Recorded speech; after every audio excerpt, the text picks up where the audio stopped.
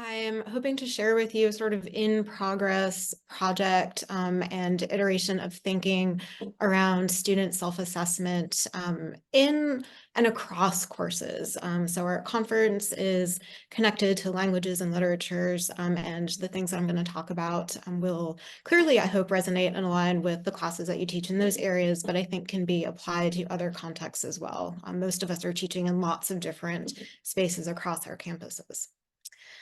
As a bit of a roadmap, I'll offer a little bit of background on courses and context and ungrading that I've been working with.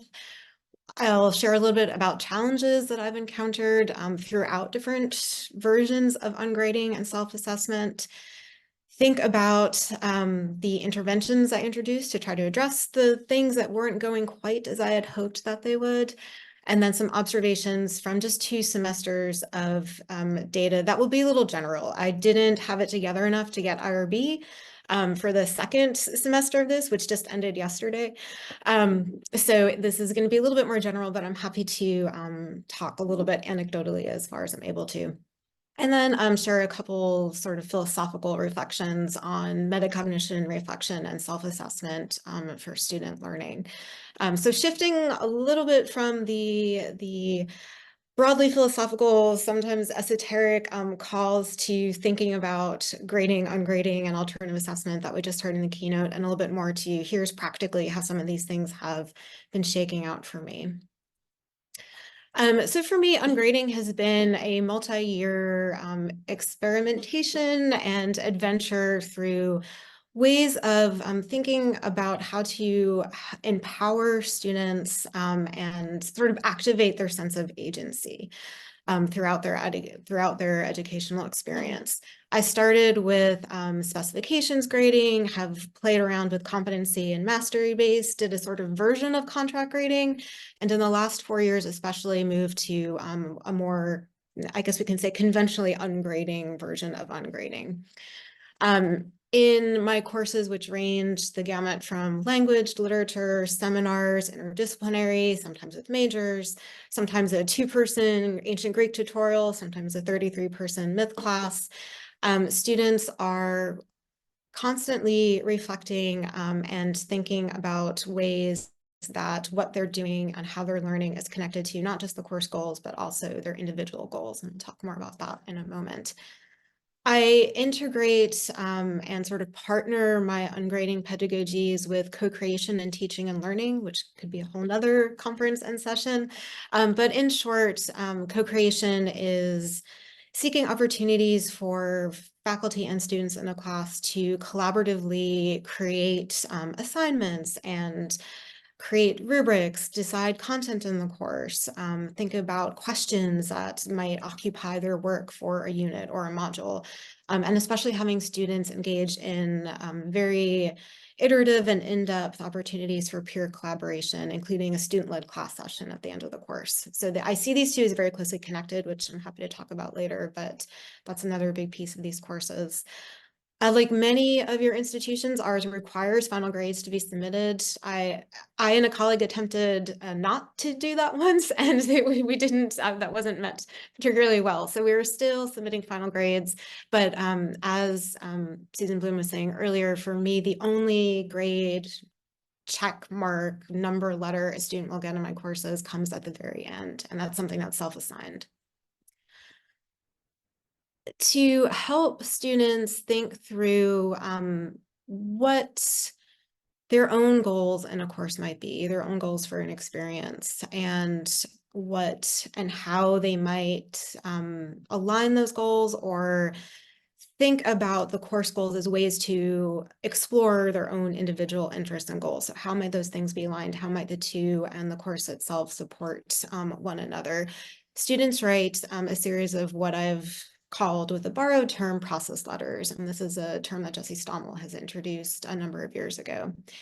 They write 2 or 3 a semester, and the questions sort of range from the very beginning. What are your goals? How might the course support them? And what experiences do you have with peer collaboration? And lots of sort of getting to know you type of questions, and helping to build what I hope is a community of trust in the classroom. I often refer to these as asynchronous dialogue. I leave lots of comments, lots of feedback in a not very conventional sense, but the feedback is usually more around invitations for students to be more reflective or more detailed, not asking them to reveal anything they might not want to, but giving examples, sort of practicing the skills that are important to the course in this different sort of reflective component and capacity. What the letters, in my experience and with the questions that I've been using, have tended to miss really comes down to the end of the course and that sort of final opportunity to reflect. So if the beginning of the course and the process letter starts with what are your goals, the end of the course is very much how did you move toward them? Which ones do you feel like you achieved or made progress on, and which ones might have fallen completely by the wayside, because that happens. And that's something very clear about at the beginning of the semester, right? There's a planning fallacy. Things go wrong. What we thought the course might be isn't maybe what it is. What we thought our semester or our life would be like maybe isn't what it is. So my interests are always less in did I sort of checklist accomplish everything, and more about that metacognitive, well, here's where I started, here's where I think I've ended up, and how do I make sense of that journey along the way? So the final letter asks students to talk about those goals. In previous iterations, it asked them to think about how they integrated feedback. And then it has a sort of long series of prompts about asking them to think about their work in the course as representative of the best work that they know that they're capable of, to give evidence for where they see that best work happening, for where they've felt success or pride in their work, where they maybe encountered some challenge, and then using evidence again to build towards a self-assigning a grade in the course. So what I found that last letter wasn't really capturing for me was evidence, or at least sufficient evidence. The analytical frame and discussion of their experience and their goals and what they've taken away that I had hoped for, and really that feedback piece. I was not getting very deep engagement with how they integrated feedback. And if you're using alternative assessment that's rooted in feedback from the instructor, from one's peers, and also feedback from the learner themselves, what one does with that feedback is paramount to making sense of the experience. So to not get that at the end was really frustrating. As you can see from the screen, the letters had a 1,000-word limit. So particularly in that last letter, what I was hearing in recent semesters was that there just wasn't enough space to do the types of things that I was asking them to do and that they wanted to do. And I think partly because of that, there was a sort of shift into more descriptive and sometimes more of like an accounting tone in the letters that was, for me, misaligned with other goals of the letters as reflective, sort of standing back documents. So what I attempted to do, or what I thought I would try as a way of mitigating some of this, was to separate what I was framing as reflection in a more sort of personal, but also removed from the course sense, and assessment, and also to build in points of contact and communication between myself and the students. So in this past fall of 23, and we have a very compressed winter term, it's 3.5 weeks. So in this short winter term, I introduced one-on-one meetings and then separated that last process letter from a new self-assessment, which is a rubric or an invitation for students to create a rubric that I'll talk about in just a moment. In the fall, I was able to have 2 one-on-one meetings with students, so one around mid-semester, one at the end. And then in this short winter term, I just had one about 2/3 of the way through. So the rubric, in short, asks students to craft a rubric for the entire course, which is a really hard thing to do. Students tend not to think at the course level or in rubrics in the way that faculty might. Often for them, a rubric is a sort of checklist, which I think connects to something that I've noticed and we'll talk about in a few moments. But in short, they had to create a rubric for the course that could be applied to anybody. So on the one hand, this was a way of making sense of all of the different activities, tasks, assignments, modes of engagement in the course, as a whole, and in a way that could be applied to anybody in the class. But then the second part of it was to use that rubric they had created to evaluate their own work.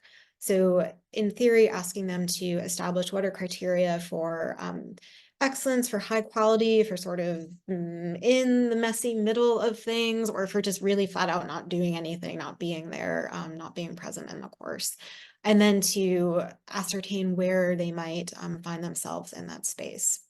So here's some of the framing that I had used in the assignment instructions. I also provided students with a table that listed everything they had to prepare for each day for the course. So the readings, other modes of engagement, videos, podcasts, whatever it might be, different tasks and assignments that were both before class and in class, different reflection and sort of inventory forms that they had to complete, all the writing, the student-led class sessions, everything. So they kind of had it and in categories. They also had all of the course goals that they could look back to as they were making sense of the full course and of their work in it. So some of the things that I've noticed that have changed with the introduction of these rubrics is that the rubrics are more heavily incorporating evidence. So this for me is a positive. This is the kind of thing I wanted to see. The process letter questions shifted very much just to their experience with ungrading and then how they integrated feedback. Those are two main areas. So all of that sort of making sense of ungrading and feedback reflection moved to the process letter, and everything that was self-evaluation or self-assessment was moved to the rubric. So I saw lots of evidence for their learning, or discussion of lots of evidence for their learning in the rubric.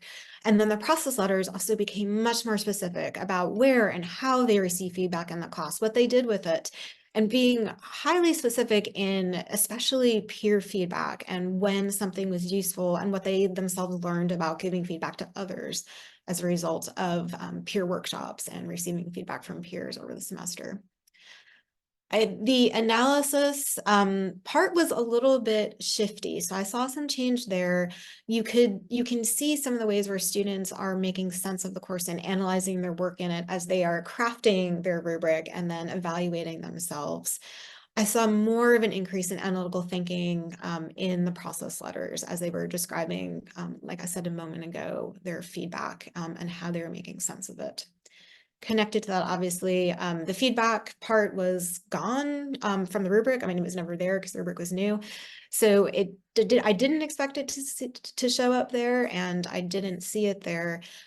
But as I mentioned before in the process letters, the ways in which students were engaging with their processing of feedback and sort of tracing back, especially over scaffolded projects over the semester, how they used bits and pieces to improve or to make a change, or why they maybe disregarded feedback from a peer or from me, or what they then did about it was really, really interesting.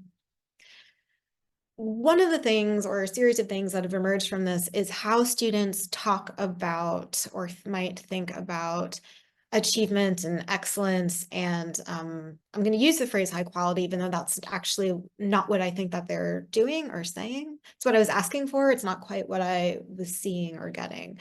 A lot of the ways in which students talk about justification for a grade or evidence of achievement is in terms of the time or effort that they put in. So I spent a lot of time doing this, therefore it's done well, right, is the implication. Or I tried really, really hard, therefore it's really good.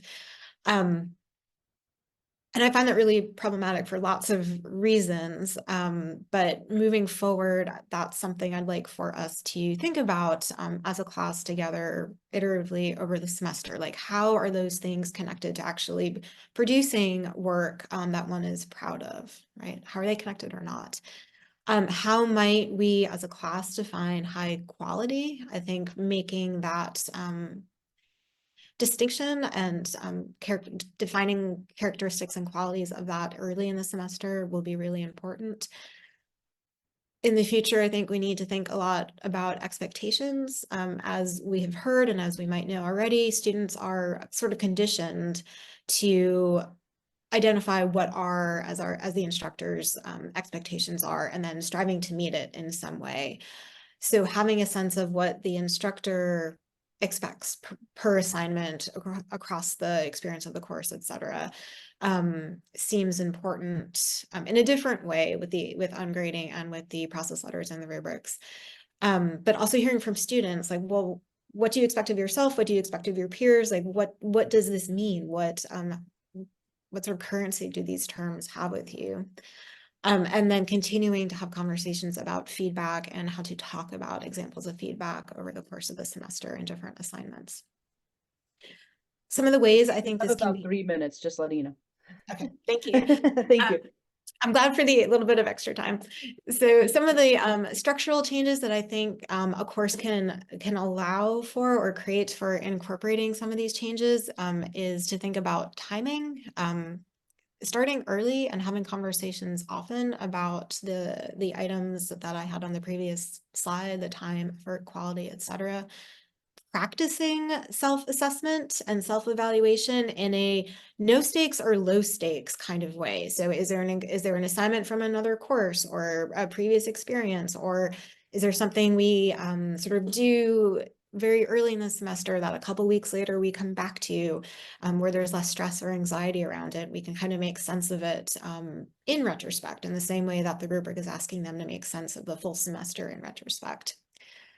I think folding discussion of the rubrics generally, and the sort of end of semester self-assessment rubric into the course will be really important, so that it's not a standalone, or even though it's something that they've been made aware of early on and throughout the semester, is also something that they are doing and working on and practicing in different ways as we move through the term together.